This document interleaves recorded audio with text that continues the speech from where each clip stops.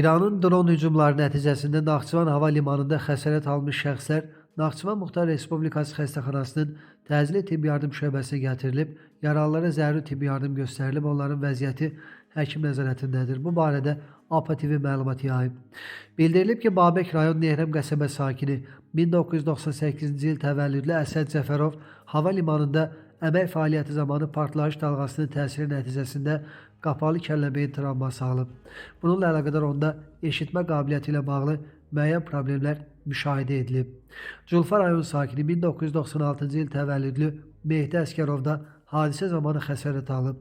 Onun çiyin nahiyəsində yaralanma qeydə alınıb, yaralıya tibbi müdaxilə olunub və zəruri müalicə tədbirləri görülüb. Hazırda müalicəsi davam etdirilir. Naxçıvan şəhər sakini 1986-cı il təvəllüdlü Reyhanə Vəliyeva partlayış dalğasının təsirindən qapalı kəllə-beyin travması və barotravma alıb, hazırda müalicə aparılır. Naxçıvan şəhər sakini 1996-cı il təvəllüdlü Zülfüqar Zülfüqarlı isə partlayış nəticəsində döş qəfəsinin arxa səthinin küt travması alıb, ona tibbi yardım göstərilib, müalicəsi davam etdirilir.